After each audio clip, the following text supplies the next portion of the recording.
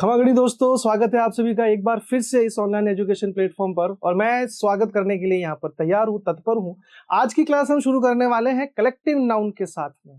और collective noun का concept जो है उसके बारे में मैं आपको एक कॉमन चीज ये बता देता हूँ कि कलेक्टिव नाउन जो है वो, अगर मुझे कोई पर्सनली ये पूछे ना कि सर नाउन में से वो कौन सी नाउन है जिससे कॉम्पिटिटिव एग्जाम्स में सीधे क्वेश्चन बनते हैं, तो मैं कहूँगा कलेक्टिव नाउन जो है वो एग्जाम के पॉइंट ऑफ व्यू से उसमें सीधे प्रश्न बनते हैं, सीधे क्वेश्चंस पूछे जाते हैं उसके अंदर। तो आपके लिए आज की क्लास का जो शुभारंभ है वो बहुत महत्वपूर्ण जाने वाला है, क्योंकि आप एक महत्वपूर्ण नाउन के बारे में बात करने वाले हो, उसके कॉन्सेप्ट को समझने वाले हो। तो आइए बात करते हैं कलेक्टिव नाउन क्या होता है।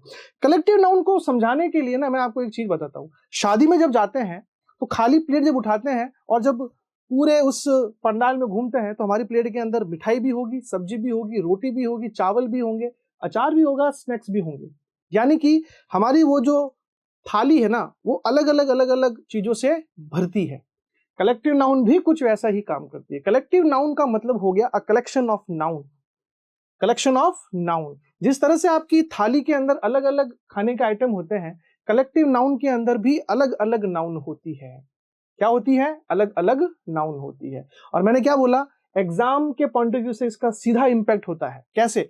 एग्जाम के अंदर आपको जो है वो एरर से रिलेटेड क्वेश्चन पूछे जाते हैं, और एरर के अंदर जो है वो ठाकुर क्या करेगा? ठाकुर कौन? एग्जामिनर। मैं एग्जामिनर को ठाकुर ही कहूंगा। मैं जब भी ठाकुर बोलूं समझ जाना कि सर एग्जामिनर की बात कर रहे हैं।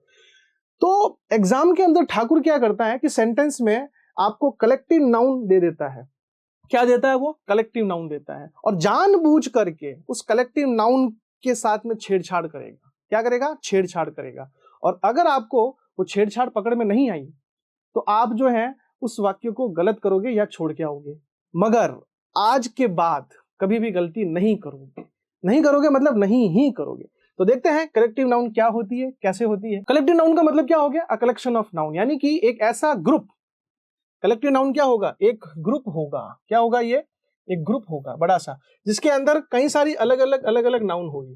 क्या होगी? वो अलग अलग नाउन होगी। ठीक है ना। जैसे मैं सबसे पहले लेता हूं टीम। जैसे अगर मैं बात करूं इंडियन क्रिकेट टीम की, तो इंडियन क्रिकेट टीम के अंदर 11 खिलाड़ी है। उसके अंदर रोहित शर्मा अलग, एक अलग प्रॉपर नाउन है, विराट कोहली अलग प्रॉपर नाउन है, अजिंक्य रहाणे अलग प्रॉपर नाउन है, एम एस धोनी अलग प्रॉपर नाउन है। यानी 11 खिलाड़ियों का वो ग्रुप जो है वो अलग अलग प्रॉपर नाउन से बन रहा है। It's a collection of noun. और ये क्या है? टीम एक कलेक्टिव नाउन है। कौन सी नाउन है? कलेक्टिव नाउन है। आगे देखिएगा क्लास। क्लास के अंदर जो है वो लड़के भी बैठते हैं, लड़कियां भी बैठती है, और उनमें भी प्रॉपर नाउन है, कलेक्टिव नाउन है, अलग अलग नाउन है। इसका मतलब क्लास जो है वो भी एक तरह का क्या है? Collective noun. बैच, बैच भी कलेक्टिव नाउन है। आर्मी, आर्मी के अंदर भी राम सिंह, मोहन सिंह, श्याम सिंह, है ना, ये सारे अलग अलग इंसान जो है वो उस आर्मी का हिस्सा होते हैं। यानी कि वो भी एक तरह का नाउन का कलेक्शन होता है। अब फ्लॉक ऑफ शिप। अब देखो यहां से खेल शुरू होता है। अब मैंने जो कहा ना कि सीधा इंपैक्ट होता है एग्जाम के लिए, वो यहां से शुरू होता है। तो ठाकुर क्या करता है आपको, अब ये जो कलेक्टिव नाउन है ना ये कुछ स्पेसिफिक है। स्पेसिफिक का मतलब हो गया कि शिप के आगे आपको हमेशा फ्लॉक वर्ड का यूज करना पड़ेगा। फ्लॉक। अगर फ्लॉक की जगह पर कुछ दूसरा वर्ड यूज हो गया, इसका मतलब ये कि वो कलेक्टिव नाउन वो नहीं है जो एग्जैक्ट होनी चाहिए। और ठाकुर यही करेगा, वो फ्लॉक की जगह आपको प्राइड दे देगा। क्या दे देगा? Pride of ship. यानी उसने जानबूझ करके गलती करी और आपको वही गलती देखनी है। और अगर आपको ये चीजें याद हो जाएगी ना तो आप उन गलतियों को सीधे तार्किक दृष्टिकोण से समझकर पकड़ करके उसको सही कर दोगे। इसके लिए बने रहो पूरी क्लास में। Flock of sheep. Flock of birds. पक्षियों का जो झुंड होता है, जहां पर बहुत सारे पक्षी होते हैं, उसको फ्लॉक ऑफ बर्ड्स कहते हैं। भेड़ों का जो झुंड होता है उसे फ्लॉक ऑफ शिप कहते हैं। Flight of birds. देखो बर्ड्स के आगे आप फ्लॉक वर्ड भी लगा सकते हो और फ्लाइट भी लगा सकते हो। यानी कि बर्ड, पक्षियों का जो ग्रुप होता है ना, उसके लिए आप फ्लॉक ऑफ भी यूज कर सकते हो और फ्लाइट ऑफ भी यूज कर सकते हो। ध्यान रखना इन चीजों का। फ्लाइट ऑफ, फ्लॉक ऑफ दोनों यूज होते हैं बर्ड्स के लिए। इंसेक्ट, जो छोटे छोटे जो उड़ने वाले जो कीड़े मकोड़े होते हैं, इंसेक्ट, है ना, है ना, हाँ, उनके लिए भी आप जो है वो फ्लॉक तो यूज नहीं कर सकते, मगर उसके लिए आप फ्लाइट यूज कर सकते हो। ये मैं जो चीजें कह रहा हूं उन पे गौर करना है। फ्लॉक ऑफ बर्ड्स होता है, फ्लाइट ऑफ बर्ड्स होता है, मगर फ्लॉक ऑफ इंसेक्ट नहीं होता है। फ्लाइट ऑफ इंसेक्ट होता है, फ्लाइट ऑफ इंसेक्ट, ध्यान रखना। ठीक है। Heard of cows. गायों के, भैंसों के, इनके झुंड को जो है वो हर्ड वर्ड से यूज किया जाता है, तो हर्ड ऑफ काउज होगा। अगर ठाकुर ने प्राइड ऑफ काउज लिख दिया ना तो वो गलत है, वो एरर है, उसको डिटेक्ट करके उसको सही करना है, हर्ड ऑफ काउज बनाना उसको। प्राइड ऑफ लॉइंस, शेरों का जो झुंड होता है जिसमें ढेर सारे शेर होते हैं ना, उसको प्राइड ऑफ लॉइंस कहा जाता है, ये ध्यान रखना, ठीक है। Pack of Wolves, pack of Wolves, ठीक है। तो वुल्व्स का जो झुंड होता है, वुल्व्स का जो झुंड होता है उसके लिए हमें पैक ऑफ वर्ड यूज करना है, pack of. Pack of hounds, hounds का मतलब क्या होता है, शिकारी कुत्ते, तो शिकार के लिए जो कुत्ते यूज किए जाते हैं उन्हें पैक ऑफ हाउंड्स कहा जाता है। तो वुल्व्स के लिए और हाउंड्स के लिए पैक वर्ड का यूज किया जाता है, किसका, पैक ऑफ, ध्यान रखिएगा। मस्टर ऑफ पिकॉक्स, बहुत अच्छा वर्ड है ये, और ये कई बार एसएससी के अंदर एरर में यू का यू उठा करके पूछ लिया है भाई, ध्यान रखना इसका। मस्टर ऑफ पिकॉक्स, पक्षियों के झुंड को तो फ्लाइट और फ्लॉक कहते हैं, flight of birds, flock of birds, मगर जो स्पेशल जो मोरों का झुंड है, जो पिकॉक्स का जो ग्रुप होता है जहां पर बहुत सारे पिकॉक्स बैठे हैं, उसको हम जो है वो मस्टर ऑफ पिकॉक्स कहेंगे। क्या कहेंगे उसको, मस्टर ऑफ पिकॉक्स। यानी कि आप यहां पर फ्लाइट ऑफ पिकॉक्स या फ्लॉक ऑफ पिकॉक्स नहीं कह सकते, ध्यान रखना। और नाउन जो है ना वो नाम का, शब्द का ही खेल है नाउन, उसके अर्थ में जाने की जरूरत नहीं है। आप कहोगे कि सर मोर जो है वो पक्षी तो है, तो वो तुम जानते हो, वो जो ज्ञान है ना वो तुम अपने तक ही रखो। ग्रामर उस ज्ञान को कैरी नहीं करता है, ग्रामर तो कहता है कि बर्ड मतलब बर्ड, मैंने अगर फ्लाइट और फ्लॉक बर्ड के लिए यूज किया तो वही लगाना है। तुम अपने अंतर्ज्ञान की मदद से जो है वो मोर के साथ में या स्पैरो के साथ में या और किसी के साथ में मत लगा देना फ्लाइट फ्लॉक। पिकॉक, पिकॉक के लिए मस्टर वर्ड ही आएगा, क्योंकि नाउन शब्द का खेल है, शब्द के हिसाब से ही वो रिएक्ट करेगा, उसके अर्थ में जाने की या अपना दिमाग लगाने की जरूरत नहीं है। ट्रुप ऑफ मंकीज, बंदरों के झुंड को ट्रुप कहते हैं, ग्रुप आया तो गलत, ग्रुप ऑफ मंकीज नहीं होता है, ट्रुप ऑफ मंकीज होता है, ध्यान रखना ये। और ठाकुर ये गलतियां करेगा, मैं जो कह रहा हूं ना ये करेगा, क्योंकि करता आया है एग्जाम के अंदर। अगर पकड़ लोगे तो बेड़ा पार, नहीं तो जहां है वहीं यथा स्थिति में जैसे है अभी तक। Troop of monkeys. Cluster of stars, तारों का जो झुंड होता है, जहां ढेर सारे तारे होते हैं ना, उसको क्लस्टर ऑफ स्टार्स कहा जाता है। तो जहां पर भी स्टार्स वर्ड आए ना, तो वहां पर क्लस्टर का ध्यान रखना है कि क्लस्टर आया कि नहीं आया, क्लस्टर नहीं आया तो फिर cancel. Constellation of stars, stars के साथ में क्लस्टर तो लगता ही लगता है, एक और वर्ड लगता है, कौन सा, कॉन्स्टलेशन ऑफ स्टार्स। तो cluster of stars and constellation of stars, दोनों चीजें याद रखनी है।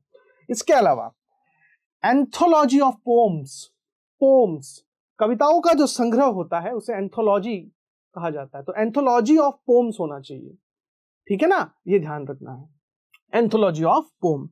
Congregation of worshippers, congregation of worshippers, जो जो जो भगवान की आराधना करने वाले जो होते हैं, जो ईश्वर का, अल्लाह की आराधना करने वाले होते हैं, उन्हें जो है वो कॉन्ग्रीगेशन ऑफ वर्शिपर्स कहा जाता है।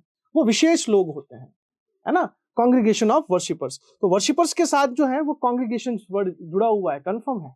उसके आप ये नहीं कह सकते ग्रुप ऑफ वर्शिपर्स या ट्रुप ऑफ वर्शिपर्स, क्योंकि ट्रुप बंदरों के साथ लगता है, भगवान की पूजा करने वालों के साथ जो है वो विशेष और काफी अच्छा वर्ड लगता है, वो है कॉन्ग्रीगेशन, ध्यान रखना, congregation of worshippers. Dozen, dozen जो है वो अपने आप में एक कलेक्टिव नाउन है मेरे प्यारे, ध्यान रखना है आपको। और ये काफी डेप्थ की चीजें हैं, आप कहोगे सर इतना कौन, तो करना पड़ेगा, ये इतना इजी होता तो डायरेक्ट क्वेश्चन थोड़ी आता है इसमें कॉम्पिटिटिव एग्जाम्स के अंदर, सीधी सी बात है ना, बिल्कुल ध्यान रखना इन चीजों का, और इनको बताना है तुम्हारी वैल्यूज कि तुम कितना पढ़ते हो, तो पढ़ोगे ना तभी ये चीज आएगी। बंच, बंच भी अपने आप में जो है वो एक क्या है, कलेक्टिव नाउन है, बंच, बंच ऑफ ग्रेप्स, है ना, बंच ऑफ जिन किसी भी फल के आगे लगता है तो बंच लगाओगे आप। बुके, बुके ऑफ फ्लावर्स, फूलों का जो गुलदस्ता होता है उसे बुके कहा जाता है, बुके ऑफ फ्लावर्स, ठीक है। बैटरी ऑफ क्वेश्चंस, प्रश्नों की जो झड़ी होती है, जो प्रश्नों की झड़ी होती है उससे बैटरी ऑफ क्वेश्चंस कहा जाता है, ध्यान रखना भाई, क्वेश्चंस के आगे हमेशा बैटरी वर्ड यूज करना पड़ेगा, और आ जाता है तो ये ध्यान रखनी है। कमिटी, कमिटी अपने आप में एक कलेक्टिव नाउन है, जूरी कलेक्टिव नाउन है, ऑडियंस कलेक्टिव नाउन है, स्टाफ कलेक्टिव नाउन्स है।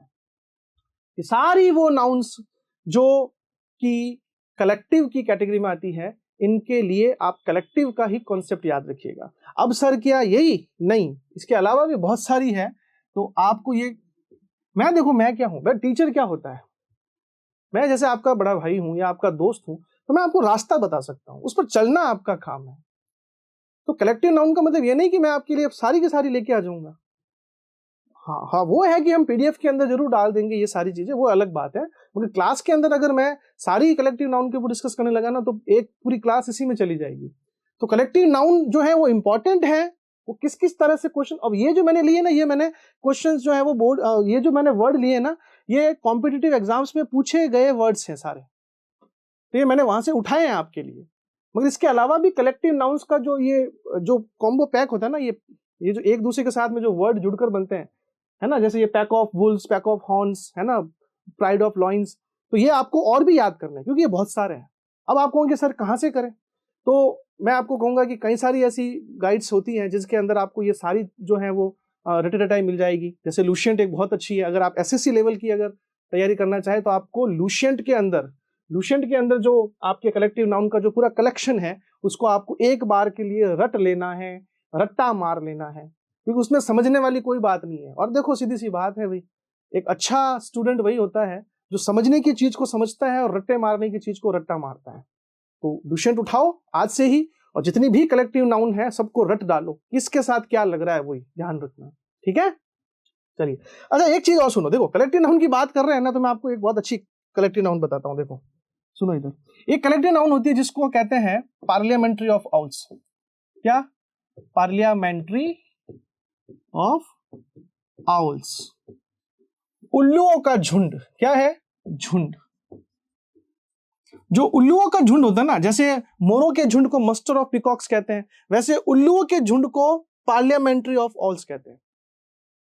पार्लियामेंट्री ऑफ आउल्स, बिल्कुल ध्यान रखना।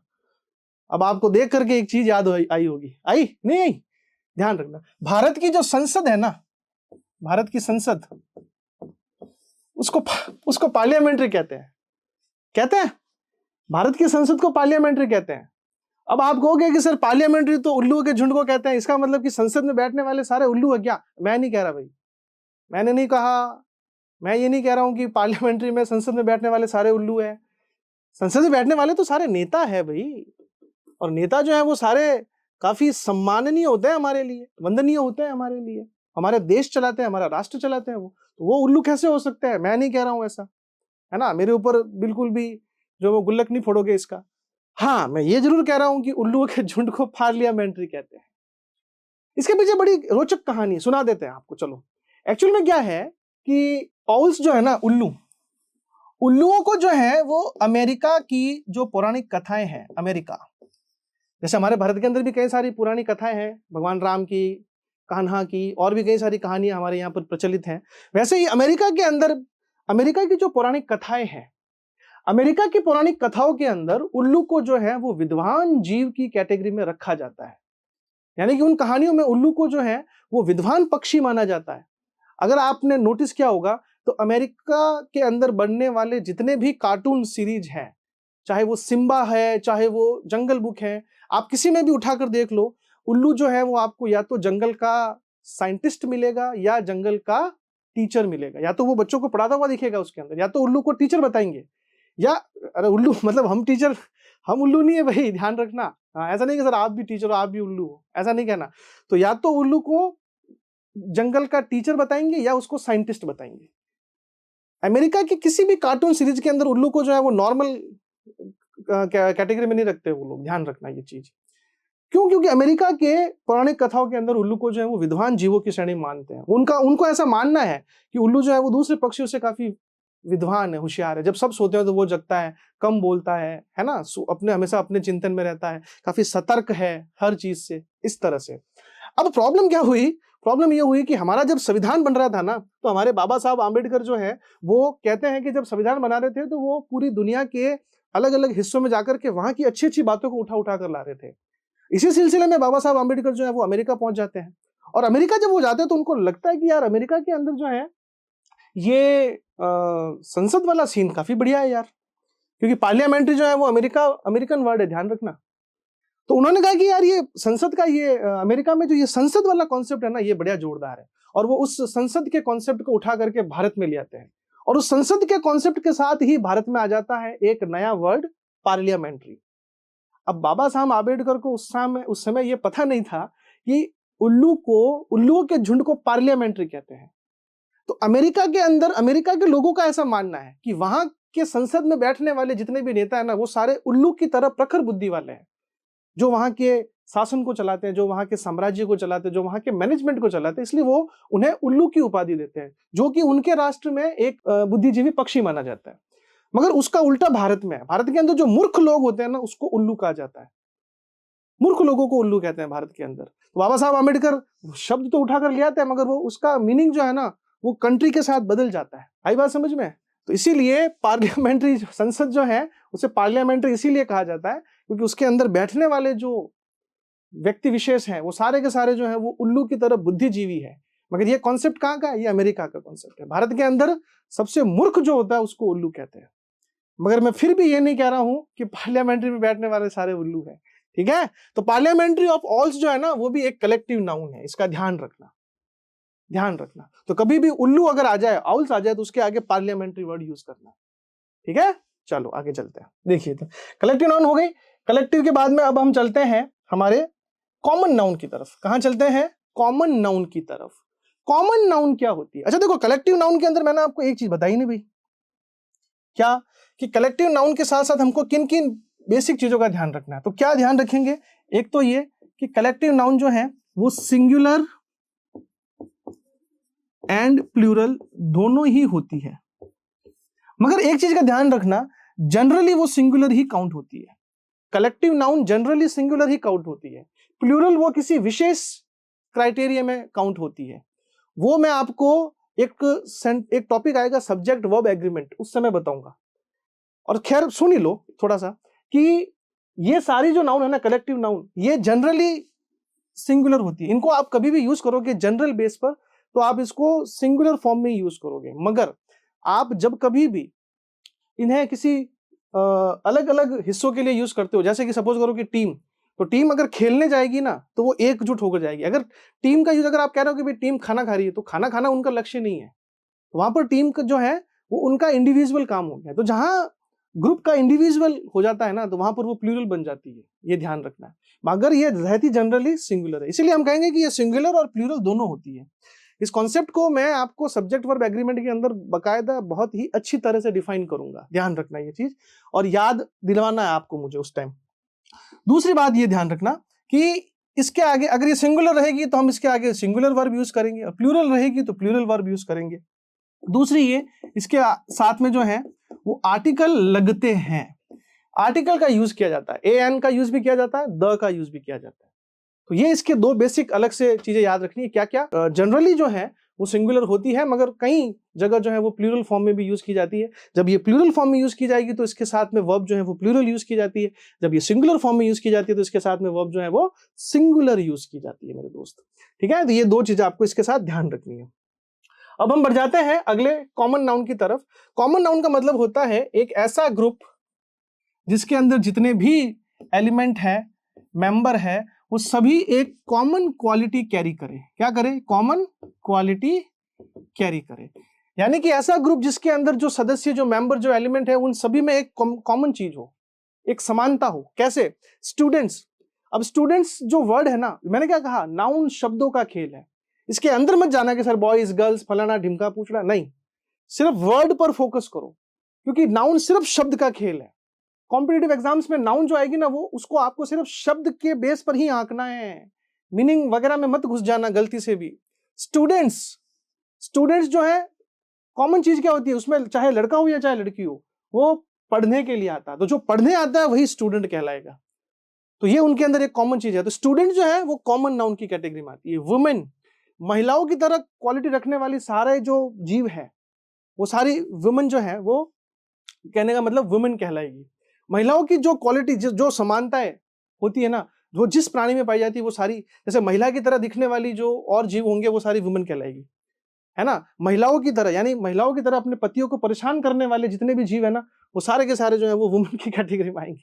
माफ कीजिएगा भैया, मजाक मस्ती है। वैसे महिलाएं अच्छी होती है, सारी महिलाएं ऐसी नहीं होती पति को परेशान कर रहे जैसी, ये अच्छे हैं।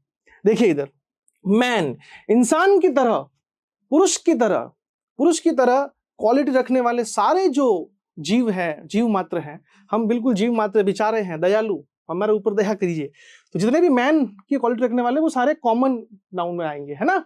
इसके अलावा देखो आप एनिमल, एनिमल शब्द जो है ना, एनिमल वर्ड, वो खुद तो एक कॉमन नाउन है ही है, साथ ही साथ में जितने भी एनिमल्स के नेम है वो भी कॉमन है। जैसे एनिमल वर्ड तो कॉमन है ही, मगर जैसे लॉइन है तो ये भी एक कॉमन है, काऊ है कॉमन है ना, टाइगर है कॉमन है, ये सारे भी कॉमन कैटेगरी में आते हैं। बर्ड, पक्षी, बर्ड जो वर्ड है वो भी कॉमन है, प्लस बर्ड्स के जितने नाम हैं वो भी कॉमन है। जैसे पिकॉक, स्पैरो, ये सारे कॉमन है, क्योंकि स्पैरो की तरह दिखने वाले हर पक्षी को स्पैरो कहेंगे, पिकॉक की तरह दिखने वाले हर पक्षी को पिकॉक कहेंगे, लॉइन की तरह दिखने वाले हर जानवर को लॉइन कहेंगे, टाइगर की तरह दिखने वाले हर जानवर को टाइगर कहेंगे, गाय भैंस की तरह दिखने वाले हर जानवर को गाय या भैंस कहा जाएगा। रिवर, ठीक है, रिवर, है ना, गाय और भैंस की तरह दिखने वाले हर जानवर को भैंस या गाय कहा जाएगा। ऐसा नहीं कि आप तो कह देते हो कि भाई भैंस कहीं की, है ना, ऐसा नहीं कि हर जो जो लड़की मोटी है उसको भैंस कहते हैं तो वो भी उसमें, वो नहीं है, वो आप चिढ़ा रहे हो, वो तो उसको उपाधि दे रहे हो, आप विशेषता विशेषण लगा रहे हो, एडजेक्टिव दे रहे हो उसको, ध्यान रखिएगा। सिटी, सिटी वर्ड जो है ना, शब्द का खेल, सिटी वर्ड जो है वो कॉमन नाउन है। कंट्री, कंट्री भी कॉमन है। कॉन्टिनेंट, ये भी कॉमन वर्ड है। Table, chair, fan, marker, digital board, mobile, remote, boy, girl, सारे कॉमन नाउन है, क्योंकि ये सभी जो है वो कॉमन सिनेरियो रखते हैं, कॉमन क्वालिटी रखते हैं। इसके लिए कुछ विशेष क्या है, विशेष ये है इसके लिए कि कॉमन नाउन जो होती है वो सिंगुलर और प्लूरल दोनों तरह की होती है भाई, सिंगुलर भी होती है प्लूरल भी होती है। जब सिंगुलर के तौर पर यूज होगा तो इसके अंदर आप सिंगुलर वर्ब लगाओगे, प्लूरल के तौर पर यूज होगा तो इसके साथ प्लूरल लगाओगे। दूसरी बात ये, इसके साथ में आपको ए एन का यूज भी करना है, ए एन द तीनों लगते हैं इसके साथ, तो आर्टिकल भी इसके साथ में आप खुल करके लगा सकते हो, ये आपके लिए एक प्लस पॉइंट है। अब देखते हैं हम आगे की गणित क्या है। अब हम आ जाते हैं, अगला नाउन जो है अपना वो है अपना मटेरियल नाउन। मटेरियल नाउन क्या होता है, देखो मटेरियल नाउन के लिए दो चीजें याद रखनी है। पहली चीज तो ये कि वो नाउन जिससे हम दूसरी कोई चीज बना सकते हैं, जैसे गोल्ड आभूषण बना सकते हो, सिल्वर आभूषण बना सकते हो, बर्तन बना सकते हो, वुड फर्नीचर बना सकते हो, आयरन फर्नीचर बना सकते हो, कुछ भी बना सकते हो। तो वुड आयरन, है ना, ये सारी जो है ना, ये सारी चीजें, ये सारी मटेरियल नाउन में आती है ना। और दूसरी चीज यह याद रखनी कि जिसको जितना खर्च करते हैं वो उतनी कम होती है। जैसे शुगर, डब्बे के अंदर से शुगर भरी है, रोज चाय बनाओगे ना तो शुगर धीरे धीरे कम होती है। डिब्बे के अंदर ऑयल भरा हुआ पड़ा है, रोज सब्जी बनाओगे तो ऑयल धीरे धीरे कम होगा। यानी कि वो नाउन जिसको खर्च करने पर कम हो, वो नाउन जिसके उपयोग से कोई दूसरी चीज बन जाए, वो मटेरियल नाउन की कैटेगरी में आती है। खाने पीने की सारी चीजें मटेरियल नाउन की कैटेगरी में आती है। और बोलो, जैसे gold, copper, iron, would, plastic, cotton, paper, cement, इनसे हम कुछ ना कुछ बना सकते हैं, इसीलिए ये मटेरियल नाउन है। दूसरा देखो, rice, sugar, salt, wheat, water, milk, petrol, diesel, ये खर्च करने पर कम हो जाएगा। यानी कि ये सारी चीजें मटेरियल में आती है, ये भी मटेरियल में आती है। तो मटेरियल की क्वालिटी रखने वाली नाउन मटेरियल नाउन की कैटेगरी में आएगी। और मटेरियल की क्वालिटी क्या है कि खर्च करने पर कम होगी, जिसके उपयोग से कोई दूसरी चीज बना सकते हो। इनके साथ में कॉमन चीज क्या है वो ध्यान रखिए। कॉमन ये है कि ऑलवेज सिंगुलर, क्या है ये, ऑलवेज सिंगुलर। दूसरी चीज क्या है इसके अंदर कि इसके साथ में आप ए एन का यूज कतई नहीं कर सकते, मगर द हो सकता है एक स्पेसिफिक सिनेरियो में, इसमें स्पेसिफिक सिनेरियो में द लगा सकते हो। और वो मैंने आपको बता दिया कि कैसे, जब आप किसी विशेष मटेरियल नाउन का, वो वाक्य डिसाइड करेगा, तुम डिसाइड नहीं करोगे। वाक्य में वो मटेरियल नाउन किस रूप में यूज हो रही है वो डिसाइड करेगा कि ये स्पेसिफिक है या नहीं है। और ये कंफर्मेशन कब मिलेगी, जब हम आर्टिकल पढ़ेंगे।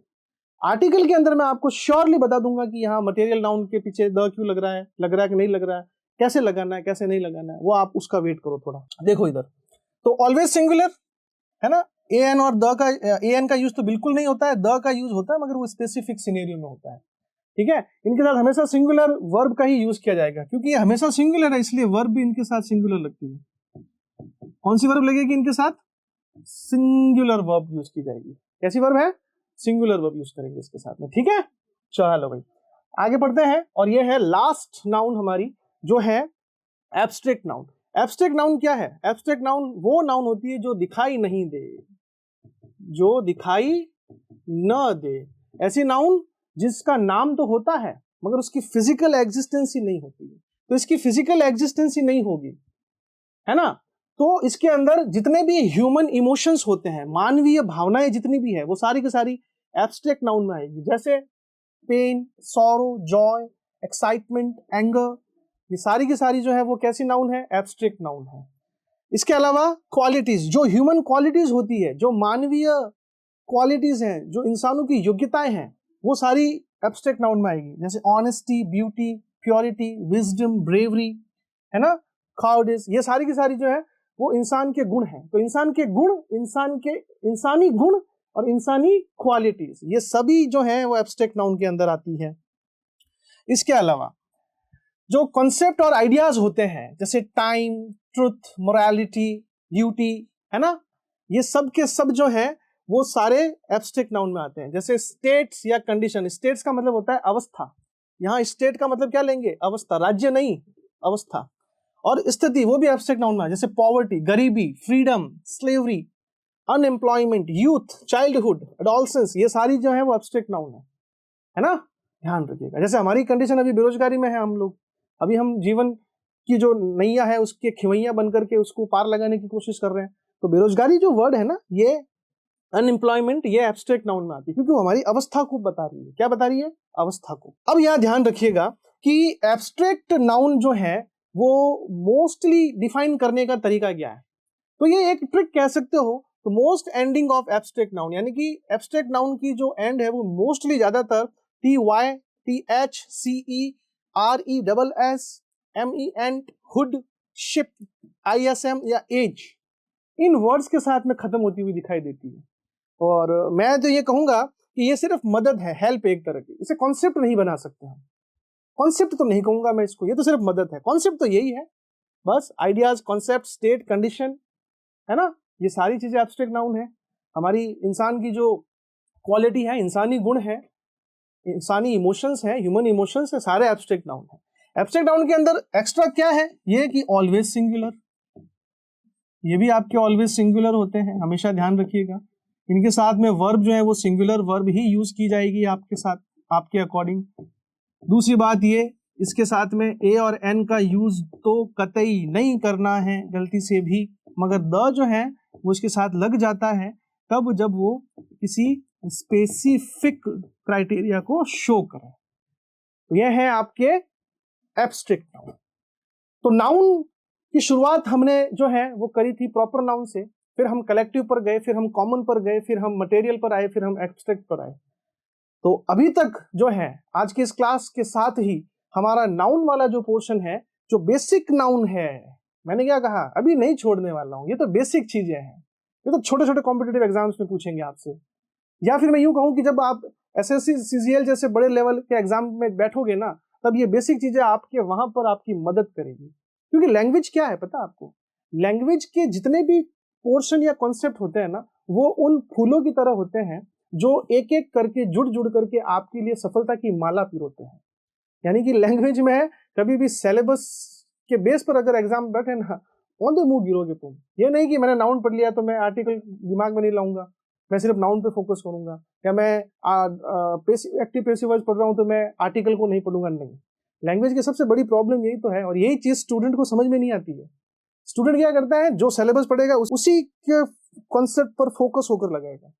मगर ये लैंग्वेज है, इसके सारे टॉपिक जो है ना, सारे जो इसके टॉपिक हैं, वो सिर्फ सिलेबस का हिस्सा नहीं है, वो फूल हैं जो उस माला को पूरा करते हैं, और वो पूरी माला ही आपके गले में सफलता के तौर पर पहनाई जाएगी। तो मेरे दोस्त, एक एडवाइस देके जा रहा हूँ क्लास के साथ ही, कि लैंग्वेज को हमेशा जो पढ़ रहे हो वो और जो पढ़ चुके हो उन चीजों को कनेक्ट करते हुए आगे बढ़ना, सेतु बनाना। क्या बनाना है? ब्रिज बनाना है, सेतु बनाना है। तो सेतु बनेगा ना, तभी आपके जीवन के श्री राम के पैर जो है वो सफलता रूपी लंका पर पड़ेंगे। तो सेतु बनाओगे तो सफल होंगे। अगर एक एक पत्थर पत्थर चलोगे ना, तो ना तो आगे का कुछ पता है और पीछे और आपने खाई खोदोगे अपने लिए। तो हमेशा लैंग्वेज के जितने भी टॉपिक हैं आपस में कनेक्ट करके पढ़ोगे, और ये बेसिक चीजें कनेक्ट करेगी आपको वहां पर।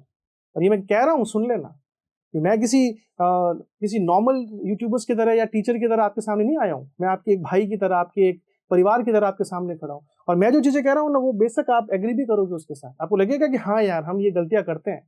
एक बार नहीं करके देखो, फिर देखो कि कैसे आपके प्रैक्टिस सेट आप सॉल्व करते हो, और फिर नहीं करो तो फिर आके कहना मुझे। और मैं इंतजार करूंगा आपका अगली क्लास के लिए, क्योंकि अगली क्लास में मैं जाऊंगा नाउन के एडवांस लेवल में, और वहां होगा आपके लिए बहुत कुछ धमाकेदार। तब तक यही शुभकामनाएं करता हूं कि घर रहिए, स्वस्थ रहिए, पढ़ते रहिए, जी भर करके नाउन से रिलेटेड जो मैंने आपको बता दिए हैं ना, उन टॉपिक्स को बार बार पढ़िएगा, प्रैक्टिकली उनको समझने की कोशिश कीजिएगा, मजे के साथ समझने की कोशिश कीजिएगा, मम्मी पापा के साथ रहिएगा, उनकी सेवा कीजिएगा। तब तक के लिए जय हिंद, जय भारत, जय जय राजस्थान।